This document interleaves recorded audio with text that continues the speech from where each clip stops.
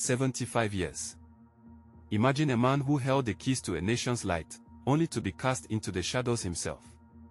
In Nigeria, power isn't just about electricity, it is the ultimate currency of influence and betrayal. Former Minister of Power, Saleh Mamman, recently faced a staggering sentence that sent shockwaves through the corridors of Abuja. How did a man tasked with illuminating millions of homes end up accused of stealing the very future of a developing giant? Nigeria is a land of vibrant energy, yet for decades, its people have lived in a state of perpetual darkness. The Ministry of Power was supposed to be the engine of progress, the department responsible for fixing the broken national grid. Billions of naira were funneled into projects meant to end the era of generators. Instead, the ministry became a bottomless pit where public funds vanished, leaving the streets of Lagos and Abuja in a state of permanent gloom.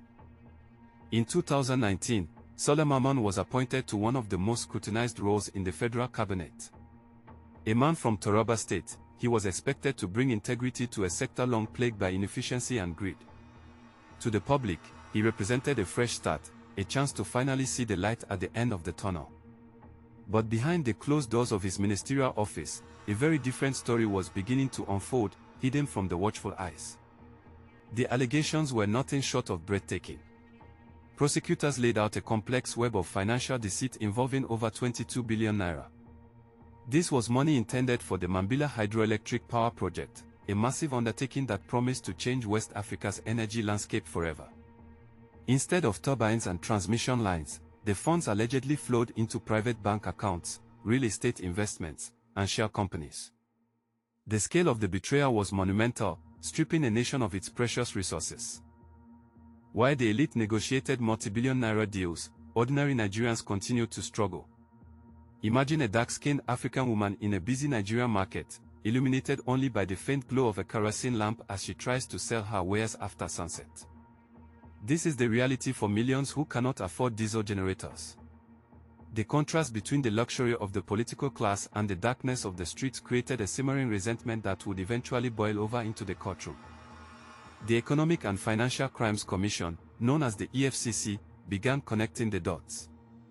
They discovered a trail of suspicious transactions that led directly to the minister's inner circle. Forensic accountants spent months untangling the web, finding that massive sums were laundered through multiple layers of intermediaries. Every bank statement told a story of greed. The evidence was stacking up, painting a picture of a systematic looting of the public treasury under the guise of infrastructure development. In late 2021, the hammer finally dropped. President Muhammadu Buhari announced the dismissal of Saleh Mamman along with another cabinet member. The official reason was a need to reinvigorate the cabinet, but insiders knew the real story was much darker.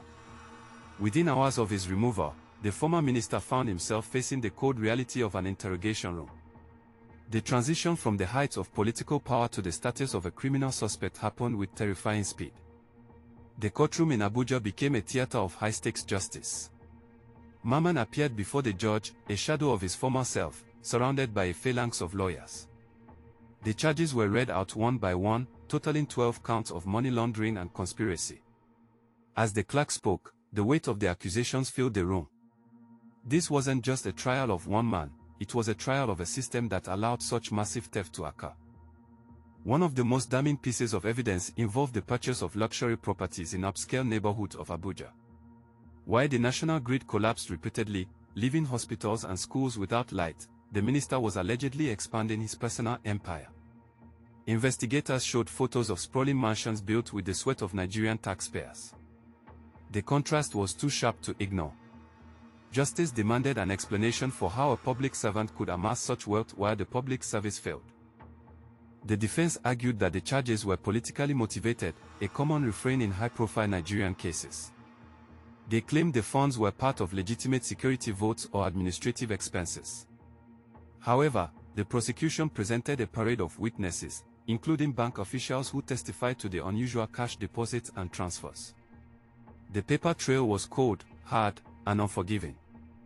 Bit by bit, the narrative of a simple administrative oversight crumbled, replaced by the stark reality of a calculated criminal enterprise. Throughout the trial, the public's attention never wavered.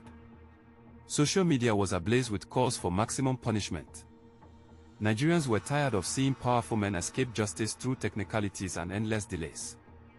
The case of the former power minister became a litmus test for the government's anti-corruption drive. Would he be another elite who walked free, or would he become the face of accountability? The tension in the air was palpable as the final days of the trial approached. Let's look closer at the Mambila project itself. A dream of power for the people, located in the lush highlands of Taraba State. Imagine a wide-angle shot of the beautiful West African landscape, green hills rolling under a golden sun. This site should have been a hive of activity, with dark-skinned African engineers and workers building a future. Instead, it remained a silent witness to broken promises. The stolen billions meant the silence on these hills would continue for years. The judge, a stern figure of Nigerian justice, began reading the final judgment. The courtroom was so quiet you could hear a pin drop. Each page turned was a step closer to a historic moment. The judge detailed how the trust of the nation had been violated for personal gain. He spoke of the millions of Nigerians who suffered because of the lack of electricity, linking the financial crime directly to the human misery it caused across the entire country. Then came the sentence that would define a decade, 75 years in prison. The number echoed through the halls of the court. It was a massive sentence, intended to serve as a deterrent to any other public official who viewed the treasury as a personal bank account. Mamman's face remained stoic, but the shock among his supporters was visible. It was a rare moment in Nigerian history where a top official faced the full, unmitigated force of the law. The 75-year sentence was broken down across several counts, ensuring that even with potential appeals, the former minister would spend a significant portion of his remaining years behind bars. This wasn't just a legal victory, it was a symbolic one. It signaled that the era of impunity might finally be reaching its end.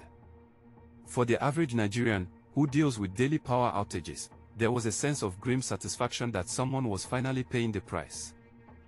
But what happens to the billions of naira that were stolen? The recovery process is often as complex as the crime itself. Assets must be seized, bank accounts frozen, and properties auctioned off. The EFCC has been working to repatriate these funds to the federal government, hoping they can finally be used for their original purpose. However, the scars of corruption run deep, and the lost time in national development can never truly be recovered by any amount. The global community took notice of the verdict as well. International organizations that monitor corruption in Africa cited the case as a potential turning point. For years, foreign investors have been wary of the Nigerian energy sector due to its reputation for graft. A high-profile conviction of a former minister sends a message that the rule of law is strengthening. Yet, many wonder if this is an isolated incident or the start of a systemic cleanup across the continent.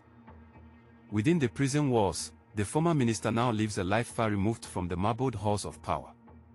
Imagine a dark-skinned African man in a simple prison uniform, sitting in a stark, clean cell. The transition from air-conditioned offices to a correctional facility is a brutal reminder of how quickly fortune can turn. The power he once wielded over the national grid is gone, replaced by the rigid schedule and code bars of the Nigerian justice system. This story is more than just a crime report, it is a cautionary tale for the next generation of African leaders. It shows that the eyes of the public are watching and that the wheels of justice, though sometimes slow, eventually grind forward. The fall of Saleh Mamman serves as a stark warning: public office is a trust, not a business.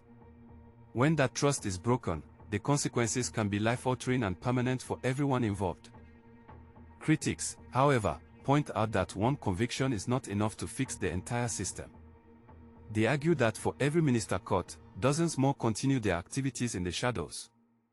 The structure of the Nigerian power sector remains opaque, with many layers where funds can still be diverted. The fight for transparency is a long-distance marathon, not a sprint. To truly bring light to Nigeria, the roots of corruption must be pulled out from every single department. As the sun sets over the city of Abuja, the lights flicker and then go out, a familiar occurrence for the residents. They are reminded every day of the work that remains undone. The 75-year sentence is a headline, but the darkness is a daily reality. The quest for stable electricity continues, now fueled by the hope that the monument for the people will actually reach the project and bring the country into a new era. Think about the dark-skinned African students studying by candlelight, or the small business owners whose profits are eaten away by fuel costs for their generators. Their lives were directly impacted by the fraud at the Ministry of Power. Justice for them isn't just a court verdict, it's a working light bulb and a functioning hospital. The stolen 22 billion naira could have built schools, upgraded clinics, and powered thousands of small businesses across the vast Nigerian landscape. We must ask ourselves what kind of future we are building. Is it a future where power belongs to the highest bidder, or a future where the law applies equally to the prince and the pauper?